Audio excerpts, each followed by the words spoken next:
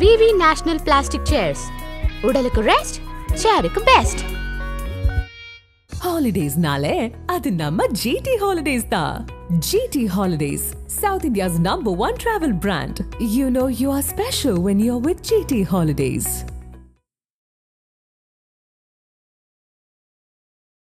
மகாராஷ்டிரா முடிவுகள் என்பது இந்த அளவுக்கு பாஜக கூட்டணிக்கு ஒரு பெரிய வெற்றியும் காங்கிரசுக்கு ஒரு பெரிய தோல்வியும் கொடுக்க என்ன காரணம்? அந்த மக்கள் எந்த அடிப்படையில் இவ்வளோ பெரிய வெற்றியை மகாராஷ்டிராவில் பாஜகவுக்கு கொடுத்துருக்காங்க? கலரா மனச்சாட்சிக்கு விரோதமா பொய் சொல்லி தனக்குள்ள ஒரு ஆதரவு வளையத்தை தேடக்கூடிய ஒரு இன்டெலெக்சுவலி டிஸ்ஆனஸ்ட் பீப்புள் தமிழ்நாட்டுக்குள்ள அதிகம். அந்த பீப்புளுக்கெல்லாம் மரண அடி கொடுக்கக்கூடிய அளவுக்கு மிகப்பெரிய வெற்றியை பாஜக அலையன்ஸுக்கு மகாராஷ்டிரா மக்கள் கொடுத்துருக்காங்க.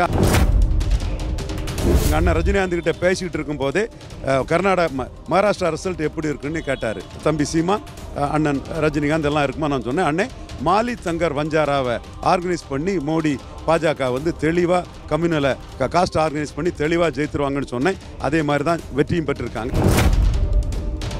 தமிழிசை அம்மையாருக்கும் நயனார் நாயந்தருக்கும் சொல்கிறேன், எடப்பாடி பழனிசாமியை மீண்டும் நீங்கள் எப்படியாவது தலைகளாக நின்று தண்ணி குடிச்சு ஒரு கூட்டணிக்குள்ளே கொண்டு வந்துட்டாலும் அது பொருந்தா கூட்டணியாக போயிடும், எலித்தவள நட்பாக போயிடும். குறிப்பாக பாஜகவுக்கு ஆதரவாக இருக்கக்கூடிய இந்து நாடார்களே எடப்பாடியை முதலமைச்சராக சொன்னால் இந்து நாடார்களே பாஜக விட்டு வெளியேறக்கூடிய ஒரு சூழ்நிலை வந்துடும்.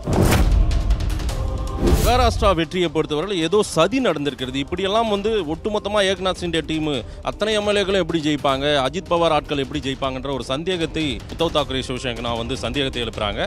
இதில் அதானி, மோடி, அமித்ஷா கூட்டணி ஏதேனும் ஒரு சதி வேலை செய்திருப்பதாகலாம். இப்படி ஒரு சதி நடந்தால் காலம் மோடி ஆயுள் காலம் வரை அந்த சதி நடக்கத்தான் செய்யும். மோடி தான் இந்தியாவின் ஆயுள்கால பிரதமர்.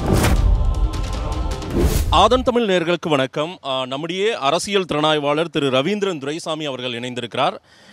நேற்றைய தினம் ஒரு பரபரப்பான இந்திய அரசியலில் ஒரு முக்கியமான முடிவை தந்திருக்கிறது மகாகண்ட் ரிசல்ட். இதில் குறிப்பாக மகாராஷ்டிரா ரிசல்ட் ஒட்டுமொத்தமாக ஒரு பக்கமாகவே சாய்ந்திருக்கிறது. இது குறித்தெல்லாம் திரு ரவீந்திரன் துரைசாமி அவர்களிடம் கேட்டு பெறுவோம். வணக்கம் திரு ரவீந்திரன் துரைசாமி சார். வணக்கம் மதேஷ், எப்படி இருக்கீங்க சார்? நல்லா இருக்கேன் மதேஷ். சார், இந்த மகாராஷ்டிரா மற்றும் ஜார்க்கண்ட் ரிசல்ட், குறிப்பாக அந்த மகாராஷ்டிரா முடிவுகள் என்பது இந்த அளவுக்கு பாஜக கூட்டணிக்கு ஒரு பெரிய வெற்றியும் காங்கிரசுக்கு ஒரு பெரிய தோல்வியும் கொடுக்க என்ன காரணம்? அந்த மக்கள் எந்த அடிப்படையில் இவ்வளோ பெரிய வெற்றியை மகாராஷ்டிராவில் பாஜகவுக்கு கொடுத்துருக்காங்க?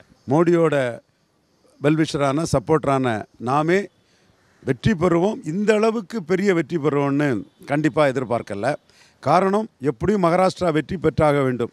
48 எம்பிக்கள் கொண்ட அந்த மகாராஷ்டிரா மாநிலத்தை பாஜக அணி கைப்பற்றி ஆக வேண்டும்னு நாம் நினச்சது காரணம் என்னென்னா, ஒரு வேளையில் மிஸ் ஆகிட்டுன்னா பார்லிமெண்ட் ரிசல்ட் அப்படியே தொடர்ந்ததுன்னா மோடி போயிட்டார், மோடி வீட்டுக்கு அனுப்ப போகிறாங்க, ஆர்எஸ்எஸ் முடிவு பண்ணிவிட்டு, யோகி முடிவு பண்ணிட்டாரு, பட்னாவிஸ் முடிவு பண்ணிட்டாரு, கட்கரி முடிவு பண்ணிட்டார், குப்பம் முடிவு பண்ணிட்டான், சுப்பம் முடிவு பண்ணிட்டான், இவங்க பக்கத்து வீட்டுக்காரன் முடிவு பண்ணிட்டான், அவங்க ஏற்ற வீட்டுக்காரன் முடிவு பண்ணிட்டான்னு தமிழ்நாட்டில் ரீலாக கலராக ரீல் விடுவாங்க.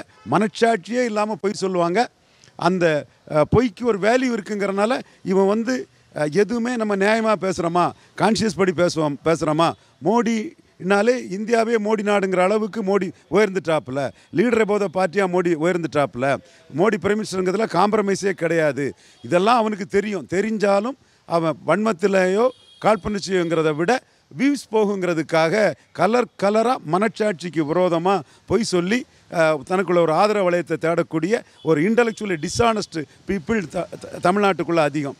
அந்த பீப்புளுக்கெல்லாம் மரண அடி கொடுக்கக்கூடிய அளவுக்கு மிகப்பெரிய வெற்றியை பாஜக அலையன்ஸுக்கு மகாராஷ்டிரா மக்கள் கொடுத்துருக்காங்க. அந்த மக்களுக்கு என்னுடைய நன்றியையும் பாராட்டையும் முதல்ல தெரிவிச்சுக்கிறேன். மோடி, பட்னாவிஸு, அஜித் பவார், ஏக்நாத் ஷிண்டே உட்பட அனைவரும் இந்த வெற்றிக்கு காரணம் ஹியூமிலேட்டிவ் எஃபர்ட்டு. அந்த ஹியூமிலேட்டிவ் எஃபர்ட்டில் மோடிக்கு பாப்புலாரிட்டிக்கு எதிராக ஏதாவது செய்திடலான்னு நினச்ச சதிகாரர்கள் வீழ்ந்தாங்க. மோடிக்கு எதிராக ஏதாவது ஒரு சர்க்கிள் வராதான்னு வன்மம் பிடிச்சி இருந்தவங்கெல்லாம் அப்படியே வீழ்ந்தாங்க. இனிமேலும் அவங்க பேச முடியாத அளவுக்கு அவங்க வாயை அடைச்ச மகாராஷ்டிரா மக்களுக்கு நன்றியை தெரிவித்துக்கொள்கிறேன். மற்றபடி வெற்றிக்கு காரணம் என்னென்னா, ஃபஸ்ட்டு பாயிண்ட் இது தான். பெண்களுக்கு அந்த 2000 ரூபா 6 மாதம், அது ஜாதி, மதம், மொழி, அரசியல் கடந்து வந்து ஒரு குறிப்பிட்ட அளவு பெண்கள் வாக்கை கொண்டு வந்துட்டு, ஏற்கனவே பாராளுமன்ற பலம் வந்து ஈக்குவல் தான், அதில் ஒன்றும் அளந்து பார்க்காண்டாம். சீட்டு தான் எதிரணிக்கு அதிகமே தவிர வாக்கு பலம் ஈக்குவல் தான். அப்படி ஈக்குவல் பலத்தில் கிராமப்புற மகாராஷ்டிராவில், ரூரல் மகாராஷ்டிராவில் பாஜகவுக்கு சீட் கன்வெர்ட் ஆகலை. அந்த சீட் கன்வர்ஷனுக்கு மிகப்பெரிய உதவி செய்தது அந்த பெண்களுக்கு உரிமை தொகை. இங்கே தமிழ்நாட்டில் தமிழக மு.க. ஸ்டாலினுக்கு ஒரு பெரிய இமேஜை, ஒரு எம்ஜிஆருக்கு உள்ள ஒரு இமேஜை மாதிரி ஸ்டாலினுக்கு கொடுத்துருக்குது இல்லையா, அந்த இமேஜ் வந்து ஆல்மோஸ்ட் எல்லா சீஃப் மினிஸ்டருக்கும் பெரும்பாலும் கொடுத்துட்டு, அது சவுகானுக்கு மத்திய பிரதேசில்னாலும் சரி, இவர் ஹேமந்த் சோரனுக்கு ஜார்க்கண்ட்லனாலும் சரி, பாஜக அணிக்கு ஷிண்டேக்கு மகாராஷ்டிராலும் சரி, எல்லா சிஎம்முக்கும் அந்த இதை கொடுத்துட்டு, இந்த வெல்ஃபேர் ஸ்கீமு இதுதான் வெற்றிக்கு முதல் காரணம்னு நான் உறுதியாக பார்க்குறேன். ரெண்டாவது காரணமாக நான் பண்ணுறது, ஒரு ஜாதி ஆணவமாக பண்ணி மற்ற ஜாதிகளை மிரட்டும் போது மற்ற ஜாதிகள் வெளியே சொல்லாமல் உள்ளுக்குள்ளே வச்சுக்கிட்டு அமைதியாக தங்கள் வாக்கை எதிராக பண்ணிடுவாங்க. அதுதான் மகாராஷ்டிராவில் நடந்த இன்னொரு விஷயம். மனோஜ் சாரங்கே பட்டீலுங்கிற மராத்தா ஒரு தலைவர், எந்த மாநிலத்தில் நடந்தாலும் இப்படி தாங்க நடக்கும், இது தாங்க சோஷியோமெட்ரி, இது தாங்க மக்கள் மனநிலை, இது தாங்க களம், சும்மா வெளியே இந்துத்துவா, திராவிடம், தமிழ் தேசியன்னு 1000 பேசலாம், நான் மறுக்க வரல, பேசுங்க, அதுக்கும் வேல்யூ இல்லாமல் இல்லை, இருக்குது. ஆனால் யதார்த்த களம் இதுங்க, தமிழ்நாட்டுக்குள்ளேயும் யதார்த்த களம் இது தாங்க. அதனால தான் கட்சி ஆரம்பித்து லெட்டர் பாடாட்டு சில அட்வைசர்ஸ் ஆலோசனையில் பின்னங்கால் பட விக்ரவாண்டியை விட்டு பலரும் ஓடினாங்க. இது ஓரளவு வடக்க நல்ல வாக்கெடுத்தவங்களும் ஓடினாங்க. இந்த மனநிலை வந்து எல்லா மாநிலங்களும் இருக்குது. ஹரியானாவில் ஜாட்டுகளோட ஆதிக்கத்துக்கு எதிராக மற்ற ஜாதிகள்லாம் பாஜக பக்கம் திரண்டாங்க. மகாராஷ்டிராவில் அந்த மனோஜ் சாரங்கே பட்டீலுங்கிறவர் எதுவுமே எடுக்கக்கூடாது, ஜாதிவாரி கணக்கெடுப்பு கூடாது, ஒரு சயின்டிஃபிக் டேட்டா கூடாது, அப்படியே குன்பி மராத்தாவை ஓபிசியில் வச்சிடணும். ஓபிசியில் இருக்கக்கூடிய மாலி, தங்கர், வஞ்சாராலாம் எப்படி போனாலும் அதை பற்றி கவலை கிடையாது, அந்த சமூகங்களை பற்றி எந்த அக்கறையும் கிடையாது. உங்களுக்கு நாங்கள் பலமாக இருக்கோம், நாங்கள் மிரட்டுவோம், நாங்கள் பணியை வைப்போம், அதனால நீங்கள் குன்பி மராத்தாவை ஓபிசியில் கொண்டு சேர்த்துடணும். இது சேர்க்கறது நியாயமா சரியா, இதில் மற்ற யாரெல்லாம் சர்டிஃபிகேட் வருவான், நீங்கள் உண்மையிலே உங்களுக்கு ஓபிசியில் கொடுக்கக்கூடிய தகுதி நியாயமானதானு பார்த்தா எத்தனை முறை கோர்ட்டு சொன்னாலும் நீங்கள் உண்ணாவிரதம் இருப்பீங்க, கலாட்டா நடக்கும், சீஃப் மினிஸ்டர் உங்கள்கிட்ட வருவாங்க, உங்களுக்கு பணிஞ்சு எல்லாரும் போகணுங்கிற லெவலில் பட்னாவிஸு சஜன் புஜ்பால் மாலி கம்யூனிட்டி சேர்ந்த ஓபிசி, பட்னாவிஸ் பிராமின், பிஜேபியில் 2 வரும், இவங்களுக்கு பணியக்கூடாதுன்னு ஒரு முடிவு எடுத்தாங்க. அந்த பணியக்கூடாதுங்கிற முடிவு தான் பாஜகவை தூக்கி விட்டது. அவங்களுக்கும் மரியாதை கொடுக்கணும், மதிப்பு கொடுக்கணுங்கிறது வேறு விஷயம். நான் இந்த உண்மையை எங்கள் அண்ணன் ரஜினிகாந்த்கிட்ட பேசிகிட்டு இருக்கும்போதே அண்ணன் அரசியல் பேசினார். அவர் அரசியல்வாதி இல்லை, எல்லாத்துக்கும் பொதுவான ஒரு கர்நாடக ராஜ்குமார் மாதிரி தமிழ்நாட்டில் ரஜினிகாந்த். பட் என்கிட்ட கேட்டார், மகாராஷ்டிரா ரிசல்ட் எப்படி இருக்குன்னு கேட்டார். சீமான், தம்பி சீமான், அண்ணன் ரஜினிகாந்த் எல்லாம் இருக்குமா? நான் சொன்னேன், அண்ணே மாலி, தங்கர், வஞ்சாராவை ஆர்கனைஸ் பண்ணி மோடி பாஜக வந்து தெளிவாக கம்யூனலை காஸ்ட் ஆர்கனைஸ் பண்ணி தெளிவாக ஜெயித்துருவாங்கன்னு சொன்னேன். அதே மாதிரி தான் வெற்றியும் பெற்றிருக்காங்க. காரணம் மராத்தாக்களோட ஒரு அடாவடித்தனம்ங்கிற அளவுக்கு ஜாட்டுகள் ஹரியானாவில் பண்ண மாதிரி இந்த விஷயத்தை பண்ணிட்டாங்க. ஒரு ஜாதி மற்ற ஜாதியை மிரட்டி போராட்டம் அது இதுன்னு பண்ணால் மற்ற ஜாதிகள் அமைதியாக இருந்து காட்டுவாங்க. இப்போ நான் கூட தமிழ் மண்ணில் சமூக நீதிக்காக பேசும்போது ஒரு சிலோட ஜாதி ஆதிக்கம் தகருங்கிறதுக்காக என் மீது பொய் வழக்கு போட்டு நான் டெய்லி காவல் நிலையத்தில் போய் கண்டிஷன் பேரில் கையெழுத்து போடக்கூடிய அளவுக்கு அரெஸ்ட் பண்ணும்போது ரவீந்திரன் துரைசாமி யாருக்காக பேசினா? செங்குந்தருக்காக பேசினா, உடையாருக்காக பேசினா, மீனவருக்காக பேசினா, முத்தரையருக்காக பேசினா, யாதவருக்காக பேசினா, விஸ்வவர்மாக்காக பேசினா, செட்டியாருக்காக பேசினா, வண்ணார், நாவிதர், குயவர்களுக்காக பேசினா, செங்குந்தர்களுக்காக பேசினா, பறையர்கள், தேவேந்திரகுல வேளாளருக்காக பேசினா. இதனால ஆதிக்க சக்திகள் வந்து ரவீந்திரன் துரைசாமி மேலே வழக்கு போட்டு அவரை அலைய வச்சு கஷ்டப்படுத்துகிறாங்கிறது இந்த மக்களுக்கெல்லாம் தெரியும். அதோட விளைவுகளும் அரசியல் களத்துக்குள்ள நாளைக்கு இருக்குங்கிறத நான் உறுதியாக நம்புகிறேன். அதே மாதிரி தான் ஒரு அமைச்சரையே மனோஜ் சாரங்கி பட்டீலுங்கிற நான் கொலை பண்ணவனு பேசினாப்புல. இடஒதுக்கீடு தொடர்பாக மாலி சமூகத்தை சேர்ந்த சஜன் புஜ்பாலுங்கிற அமைச்சரை நான் கொலை பண்ணிவிடுவோன்னு பேசினாப்புல மனோஜ் சாரங்கி பட்டீலுங்கிற மராத்தா தலைவர். இவர் வந்து அரசியல் களத்துக்குள்ளே போய் கேண்டிடேட் போட போகிறார். கேண்டிடேட் போட்டுட்டார். கேண்டிடேட் போட்ட பிறகு சரத்பவார் இவர்கிட்ட தொடர்பு கொண்டு மராத்தா ஓட்டெல்லாம் பிரிஞ்சிரும், நாங்கள் தோற்று போவோம், அதனால கேண்டிடேட்டை விட்ரா பண்ணுன்னு சொல்லும்போது அவர் விட்ரா பண்ணிடுறாரு. அப்போது சரத்பவாருக்கும் மனோஜ் சாரங்கி பட்டீலுக்கும் அந்த குறிப்பிட்ட கம்யூனிட்டியை சேர்ந்தவங்களுக்கும் தான் அரசியல் விவரம் உண்டு. மற்ற மாலி, தங்கர், வஞ்சாரா, பிராமின், மற்றாங் ஷெட்யூல் காஸ்ட்டு இவங்களுக்கெல்லாம் ஒன்றுமே தெரியாது, ஏமாளிங்க, நீங்கள் பலமேல் மிடுக்கத்தில் எதுவும் பண்ணிடலான்னு நினைக்கும் போது இந்த சமூகங்கள்லாம் விழிப்புணர்வு அடைஞ்சாங்க, ஒன்றுபட்டாங்க. நாம் பட்னாவிஸ், சஜன் புஜ்பால் இருக்கக்கூடிய பாஜக அணிக்கு வாக்களிக்கணும், மோடியை நம்பி வாக்களிக்கணும்னு தெளிவாக வாக்களித்தாங்க. மிகப்பெரிய ஒரு வெற்றியை கொடுத்துட்டாங்க. அடுத்து காங்கிரஸ் அணியோட இன்னொரு தவறு, பிரகாஷ் அம்பேத்கர் அவர் வந்து கழிஞ்ச முறை மக்களவை தேர்தலில் அவர் தன்னோட செல்வாக்கை வந்து இந்தியா கூட்டணி கொடுத்தாரு. இந்தியா கூட்டணி 31 சீட்டு வர வெற்றியும் பெற்றாங்க. இருக்கணுமா வேண்டாமா?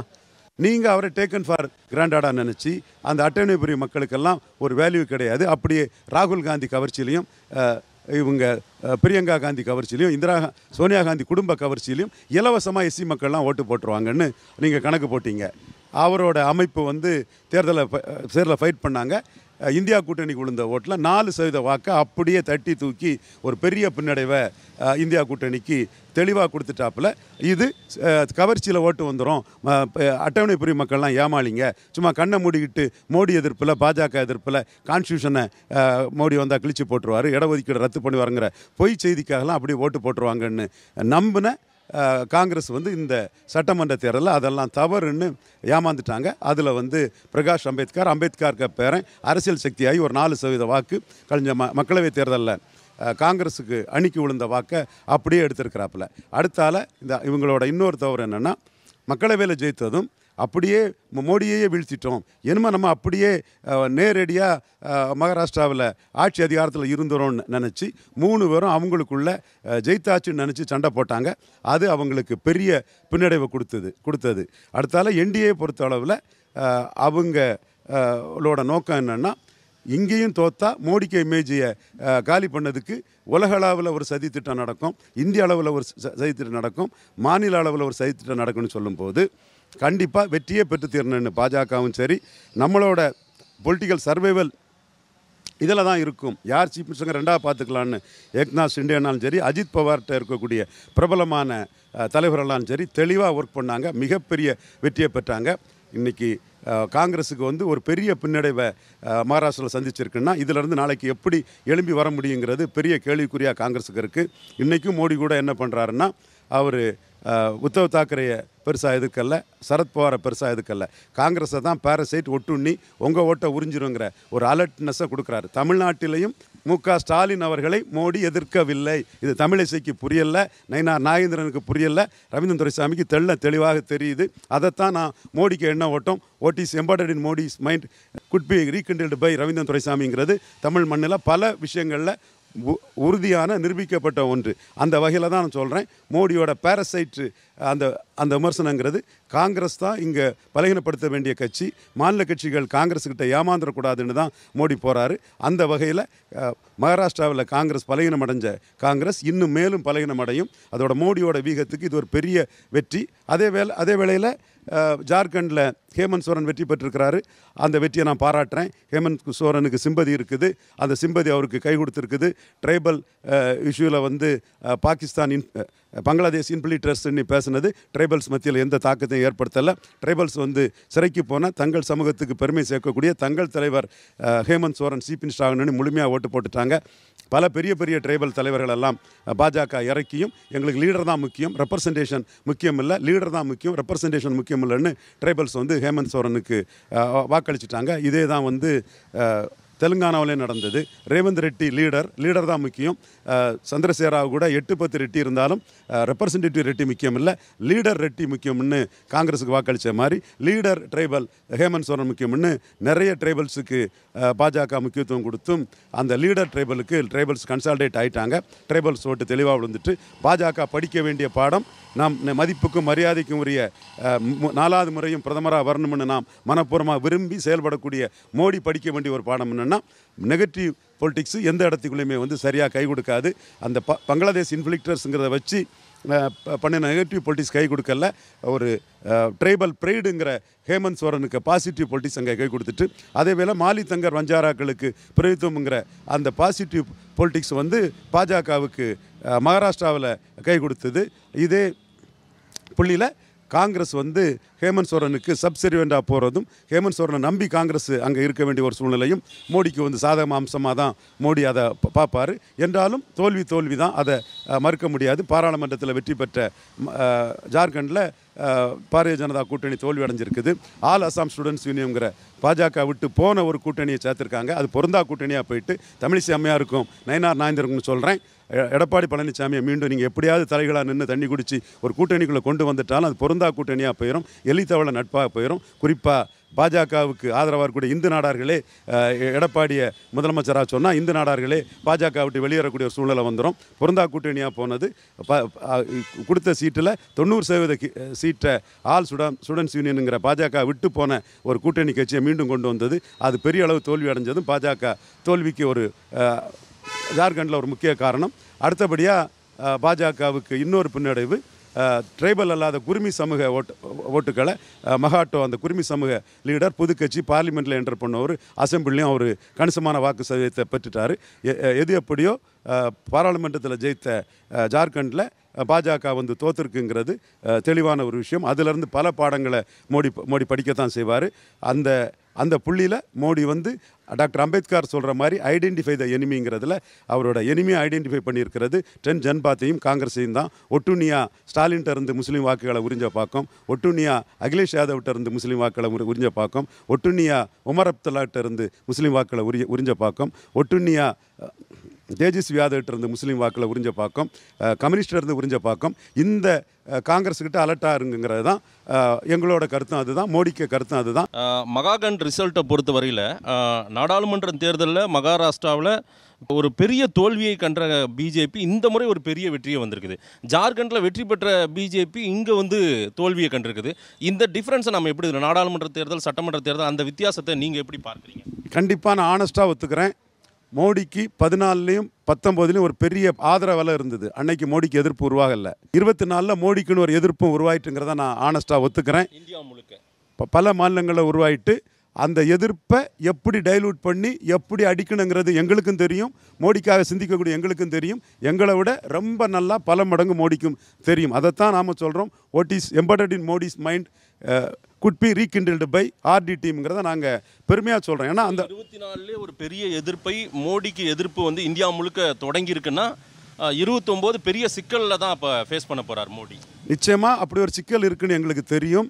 மோடி எதிர்ப்பு ஓட்டுகளும் ஹரியானாவில் சிதறிச்சு, மோடி பாசிட்டிவ் ஓட்டுகளும் சிதறிச்சு, பல லோக்கல் இஷ்யூஸை கரெக்டாக பண்ணி ஆர்எஸ்எஸோட கடும் உழைப்பால் ஹரியானாவில் வெற்றி பெற்றாங்க.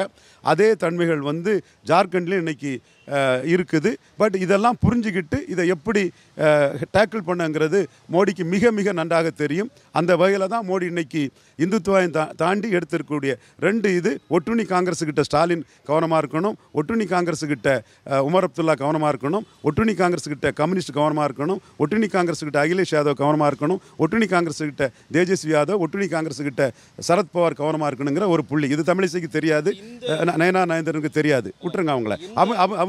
அவங்க சென்ட்ரிக்கான ஒரு அரசியலை தான் பார்ப்பாங்க, தப்பு இல்லை. ஒவ்வொருத்தரும் அவங்க அரசியலில் உயரதுக்கு தான் சிந்திப்பாங்க, தமிழிசையும் அதுதான் சிந்திப்பாங்க. ஓகே, இந்த புள்ளி ஒன்று. இன்னொன்று சப் கேட்டகரைசேஷன். மோடி வந்தால் எஸ்சி எஸ்டி ரிசர்வேஷனை ஒழிச்சிருவார், அம்பேத்கர் இடஒதுக்கீட்டை கிழிச்சு போட்டுருவாருன்னு சொல்லி தான் ஒரு எதிர்ப்பை வந்து மோடிக்கு உருவாக்குனாங்க.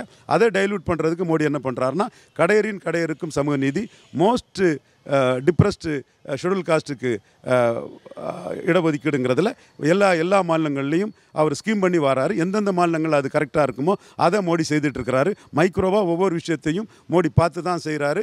என்போன்றவர்களும் எங்கள் டீமும் வந்து அந்த வகையில் 2024 மிக அலர்ட்டாக இருந்து ஜேடிஎஸ்ஸை கூட்டணியில் சேர்க்கணும்னு சொன்னோம். அல்லது ஜேடிஎஸ் காங்கிரஸ் கூட்டணியில் போனால் அந்த இதே வேறு மாதிரி ஆயிருக்கும். முத நாம தான் சொன்னோம். அதை அண்ணாமலை PL சந்தோஷ் மூலமாக நடத்தி காட்டினார். அதே மாதிரி இவர் ஜேடியு நிதிஷ்குமாரை மீண்டும் கொண்டு வரணுங்கிற சஜஷனை நாம் சொன்னோம். மோடிக்கு தெரியாததில்லை, மோடிக்காக சிந்திக்கக்கூடிய நாமளும் அதை சொன்னோம். ஜாட் எதிர்ப்புக்கு RLDயை கொண்டு வரணும்னு சொன்னோம். இந்த மாதிரிப்பட்ட மைக்ரோ விஷயங்களில் பண்ணனால தான் தலைக்கு வந்தது தலைப்பாயோட போச்சுன்னு மெஜாரிட்டி கிடைக்கனால மோடி மீண்டும் பிரதமராக வந்திருக்கிறாரு. இந்த மாதிரி துல்லியமாக ஒவ்வொரு விஷயமும் மைக்ரோவாக எப்படி ஒர்க் அவுட் ஆகுமா, ஒர்க் அவுட் ஆகாதா, பிறந்தா கூட்டணி ஆயிருமா. இப்போ எடப்பாடியை சீஃப் மினிஸ்டர்னா பாஜகவோட பேஸே இங்கே காலி ஆகிடும். இதெல்லாம் நம்ம மோடிக்கிட்ட தெரியப்படுத்திட்டு தான் இருப்போம். இந்த வகையில் இந்தியா ஃபுல்லாக மோடி ஒவ்வொரு இதையும் நுணுக்கமாக பார்த்து செயல்படக்கூடியவர் தான். எந்தெந்த இடத்துக்குள்ள மைனஸ் இருக்குங்கிறது தெரியும், எந்தெந்த இடம் ப்ளஸ் ஆகிருக்குன்னு தெரியும். குறிப்பாக பங்களாதேஷ் இன்ஃப்ளிட்டர்ஸ் தொடர்பாக ஜார்க்கண்ட் ட்ரைபல்ஸை சொன்னது எடுபடலை. ஏன் எடுபடலைங்கிறதையும், அடுத்து எடுபட வைக்கிறதுக்கு ட்ரைபல்கிட்ட எப்படி போகணுங்கிறதையும் மோடி சிந்திப்பார், செயல்படுத்துவார். இது வந்து மகாராஷ்டிரா வெற்றியை பொறுத்தவரையில் ஏதோ சதி நடந்திருக்கிறது. இப்படியெல்லாம் வந்து ஒட்டுமொத்தமாக ஏக்நாத் சிண்டே டீமு அத்தனை எம்எல்ஏக்களும் எப்படி ஜெயிப்பாங்க, அஜித் பவார் ஆட்கள் எப்படி ஜெயிப்பாங்கன்ற ஒரு சந்தேகத்தை உத்தவ் தாக்கரே சிவசேனா வந்து சந்தேகத்தை எழுப்புறாங்க. இதில் அதானி, மோடி, அமித்ஷா கூட்டணி ஏதேனும் ஒரு சதி வேலை செய்திருப்பதாகலாம் சொல்கிறாங்க. இப்படி ஒரு சதி நடந்தால் காலம் மோடி ஆயுள் காலம் வரை அந்த சதி நடக்கத்தான் செய்யும். மோடி தான் இந்தியாவின் ஆயுள் கால பிரதமர். நீங்கள் இப்படி சொல்லிகிட்டே இருங்க, அதை பற்றி ஒன்றும் இல்லை. மோடி இந்தியாவின் ஆயுள் கால பிரதமராக இருப்பார். பிரியங்கா காந்தி வயநாட்டில் 4 லட்சம் ஓட்டு வித்தியாசத்தில் ஒரு பெரிய வெற்றியை பெற்றிருக்காங்க. இந்த வெற்றியை எப்படி பார்க்குறீங்க? பிரியங்கா காந்தி காங்கிரஸுக்கு ப்ளஸ் தான். காங்கிரஸில் அந்த குடும்பம் யூனிஃபைங் போல்ஸ் தான். நமக்கு பிடிக்காதுங்கிறது வேறு விஷயம். பட்டு வாரிசு அரசியல் அங்கே ஏற்றுக்கொள்ளப்பட்டிருக்கு. அதனால் அவங்க யூனிஃபைங் போல்ஸாக காங்கிரஸை கட்டி காக்குறாங்க. அவங்க இல்லைனா காங்கிரஸ் எதிரி போயிருக்கும்.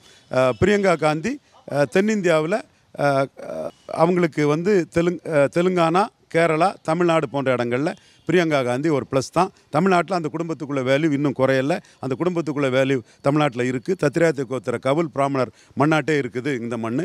என்றாலும் மு.க. ஸ்டாலின் அவர்களுக்கு பாராட்டுக்கள். 2024 தன்னை முன்னிறுத்தி அவர் செயல்பட்டதுக்கு எங்களோட பாராட்டுக்களை தெரிவிச்சுக்கிறோம்.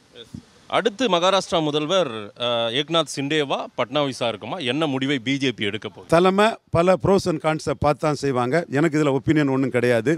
மராத்தா சென்டிமெண்ட்ஸ் அங்கே இருக்குது, கூட்டணி இது இருக்குது. அதே வேளை ஒரு பெரிய கட்சி, மிகப்பெரிய அளவுக்கு வெற்றி பெற்ற கட்சியிலிருந்து முதல்வர் இருக்கிறது தான் ஒரு ஸ்டெபிலிட்டிக்கும் ஒரு கோஹரண்டாக ஒரு ஆட்சி போகிறதுக்கும் கரெக்டாக இருக்கும். இப்படி பல தன்மைகள்லாம் இருக்குது, பல ப்ரோஸ் அண்ட் கான்ஸ் இருக்குது. மராத்தாவுக்கே கொடுக்கவா கட்சியை அந்த அளவுக்கு அங்கே பெருசாக வளர்த்து மாலி, தங்கர், வஞ்சிரா சமங்களை ஒன்றிணைத்து just because of I am being a Brahmin I cannot be removed from chief minister போஸ்ட்னு பட்னாவிஸ் சொன்னார்னா, அவர் பிராமணர் மட்டுமல்ல, அவர் மாலி, தங்கர், வஞ்சாரா, தமிழர்கள், தமிழர்கள், குஜராத்தி, தென் வட இந்தியர்கள் எல்லாத்துக்குமே ஒரு தலைவராக, பிஜேபியை சார்ந்த மராத்தாவுக்கும் ஒரு தலைவராக அங்கே இருக்கிறாரு. அதில் எந்த மாற்றமும் இல்லை. அதே வேளையில் மராத்தா சென்டிமெண்ட்டும் அங்கே போற்றி பாதுகாக்கப்பட வேண்டியது. தலைமை என்ன முடிவெடுத்தாலும் எல்லா லாயல் சோல்ஜராட்டு பாஜகவினர் ஏற்றுக்கிடுவாங்கன்னு தெரியுது. பொறுத்திருந்து பார்ப்போம். நான் இதில் ஒப்பீனியனற்றாக எந்த கருத்தையும் நான் சொல்ல விரும்பலை. கூட்டணி தர்மமும் எனக்கு தெரியுது, மராத்தா சென்டிமெண்ட்டும் புரியுது, பட்னாவிஸுக்கு திறமையும் அவருக்கு சாதனைகளையும் தெரியுது. எல்லாத்தையுமே நான் ஓப்பன் மைண்டடாக தான் பார்க்குறேன். தலைமை முடிவெடுக்கட்டு. இந்த மகாராஷ்டிரா வெற்றி என்பது ஒரு பெரிய இமாலய வெற்றியாக இருக்குது. இதன் மூலம் இந்திய அரசியலுக்கு ஏதேனும் மெசேஜ் இருக்கா? இது பிஜேபியின் இந்த வெற்றி இந்திய அரசியலுக்கு என்ன மெசேஜை கொடுக்குது சார்? இந்திய அரசியலுக்கு மகாராஷ்டிரா வெற்றி மட்டுமில்லை, ஜார்க்கண்ட் வெற்றியும் சேர்ந்து மு.க. ஸ்டாலினுக்கு வந்து அந்த பெண்கள் உரிமை தொகை மாதம் இவ்வளோ கொடுக்கறது ஒரு பெரிய பலனை கொடுக்கும். அரசியல் கடந்து பெண்கள் வந்து முந்தைய காலகட்டத்தில் பல தலைவர்களை ஆதரித்தது மாதிரி மு.க. ஸ்டாலினை ஆதரிப்பாங்கங்கிறதுக்கும், இதற்கு வந்து இந்த வெல்ஃபேர் ஸ்கீமுக்கு வந்து ஒரு பெரிய ஓட் புல்லிங் கெப்பாசிட்டி இருக்குங்கிறதும் தெளிவாக தெரியுது. ஸ்டாலினை காப்பி அடிச்சிருக்காரு மோடி அப்படின்றீங்களா? பிஜேபி காப்பி அடிச்சிருக்கு திமுக. நல்ல விஷயத்தை யார்கிட்ட இருந்தாலும் தேர்தலை வெற்றி பெறதுக்கு அதை எடுத்துக்கிறது தப்பே இல்லை. ஸ்டாலின் கொடுத்தது ப்ரூவ்ட் அண்ட் டெஸ்டடு ஒரு இது ஸ்டாலின் அதை வந்து ஒரு சிலர் மாதிரி ஆணவமாக நான் கொடுத்தேங்க மாதிரி சொல்லாமல் உரிமை தொகை அண்ணன் தங்கச்சி கொடுத்தேன், அம்மாவுக்கு கொடுத்தேன், அக்காவுக்கு கொடுத்தேன்னு சொல்லி அதை ஒரு கௌரவமாக உரிமை தொகை கொடுக்குறோடைய அதையும் வந்து ஃபாலோ பண்ணுறதுல தப்பே இல்லை. மோடியே வந்து காங்கிரஸை தான் எதிரியாக பார்க்குறாரே தவிர ஸ்டாலினை எதிரியாக பார்க்கல. பட் மு.க. ஸ்டாலின் அவரை சேர்ந்தவர்களும் மோடி எதிர்த்தா தான் வாக்கு வலிமை அவங்களுக்கு நிற்கும், கிறிஸ்தவ முஸ்லீம் கன்சால்டேட் ஆகுங்கிற அவங்க பொலிட்டிக்ஸில் அவங்க ட்ராக்கில் இருக்கிறதையும் நம்ம வந்து தவறுன்னு சொல்ல முடியாது. அவங்க ஜெயிக்கிறதுக்கு அப்படி தான் செய்வாப்பில். அவங்க மோடி எதிர்க்கிறாங்கிறதுக்காக மோடி மு.க. ஸ்டாலினை வந்து எதிர்க்க வேண்டிய ஒன்றும் அவசியம் இல்லை. காங்கிரஸ் கூட இருக்கிறாருங்கிறது தான் மு.க. ஸ்டாலின் மேலே மோடிக்கு எதிர்ப்பே தவிர மற்றபடி எமர்ஜென்சி எதிர்த்த ஒரு முதலமைச்சருக்கு மகன் எமர்ஜென்சியால் அவர் தந்தை எமர்ஜென்சியை எதிர்த்தவர் என்பதால் கைது சட்டப்பட்டவருங்கிற அந்த உணர்வு மு.க. ஸ்டாலினுக்கு மேலே மோடிக்கு உண்டு. உண்மையான எமர்ஜென்சி எதிர்ப்பாளரான என் போன்றவர்களுக்கும் மு.க. ஸ்டாலின் மேலே உண்டுங்கிறது 100க்கு 100 அதை வெளிப்படையாக நாம் சொல்லக்கூடிய விஷயந்தான். இன்னும் சொல்லப்போனால் இது சிறையில் வந்து கைலமன்னன் அலை குமாரசாமி நாடார், சிவப்பு நாடா பத்திரிகை ஆசிரியர். நான் சென்னை வந்தால் எப்பவும் அவரை சந்தித்து பேசுவேன். இங்கே வெள்ளாளத்தரு புரசவாகத்தில் இருப்பார், மணிக்கணக்கில் பேசுவேன். அப்போ அவர் சிறைச்சாலையில் ஸ்டாலின் கூட இருக்கும்போது என்கிட்ட சொன்ன ஒரு விஷயம், ஸ்டாலினை அடிக்கும்போது இது இந்திரா காந்தியோட எமர்ஜென்சியில் அடிக்கும்போது சிட்டி பாபு வந்து விழுவாராம், தம்பி அடிக்காதீங்க என்ன அடிங்கன்னு விழுவாராம். அத்தகைய கொடுமைக்கு ஆளானவர் ஸ்டாலின், எமர்ஜென்சி எதிர்த்தவர். இன்றைக்கி அவரோட அரசியல் இது காரணமாக அவர் காங்கிரஸ் கூட சேர்ந்தால் தான் கிறிஸ்டின் முஸ்லீம் ஓட்டு கன்சால்டேட் ஆகும், ஜெயிக்கிறதுக்கு தான் எல்லாரும் அரசியல் பண்ணுறாப்புல. அந்த வெற்றி கூட்டணி வெற்றி தொடரும் வர அவர் தொடருவார். ஜார்க்கண்ட் வெற்றி அவர் பல இடர்பாடு கடையில் வெற்றி பெற்றிருக்காருன்னு புகழ்றாருன்னா ஹீஸ் இன் ஹீஸ் ட்ராக், அவரோட அரசியல் அவர் இருக்கிறார், அது எங்களுக்கு புரியுது. அதே வேளையில் மோடியை பொறுத்தவரையிலும் சரி, என் போன்ற மோடி சப்போர்ட்டர்ஸ் பொறுத்தவரையிலும் சரி, காங்கிரஸ் மீண்டும் தலையெடுக்கக்கூடாதுங்கிறதான் எங்களோட பார்வை. அதில் மோடியும் தெளிவாக இருக்கார், நாங்களும் தெளிவாக இருக்கிறோம். அந்த வகையில் இந்த சம்பவங்கள் மகாராஷ்டிராவில் 2 விஷயங்கள் வந்து தமிழ்நாட்டுக்குள்ள மு.க. ஸ்டாலினுக்கு சாதகமாக தான் இருக்குது. ஜாரங்கே பட்டியல் இஷ்யூவையும் மு.க. ஸ்டாலின் சரியாக ஹேண்டில் பண்ணால் அவருக்கு ஒரு பெரிய லாபத்தை கொடுக்கும். இது ஆட்டோமேட்டிக்காகட்டே இந்த உரிமை தொகைங்கிறது ஸ்டாலின் இருந்தால் மற்ற இடத்துகளுக்கு போயிருக்குங்கிறது எல்லாருக்கும் தெரிஞ்ச ஒரு விஷயந்தான். தமிழ்நாடு சென்ட்ரிக்காக இதோட ஆய்வுகள் வந்து மு.க. ஸ்டாலினுக்கு சாதகமாக இருக்குங்கிறது வெளிப்படையான உண்மை. இதை சொல்கிறதுக்கு எனக்கு எந்த தயக்கமும் இல்லை. நன்றி திரு ரவீந்திரன் துரைசாமி.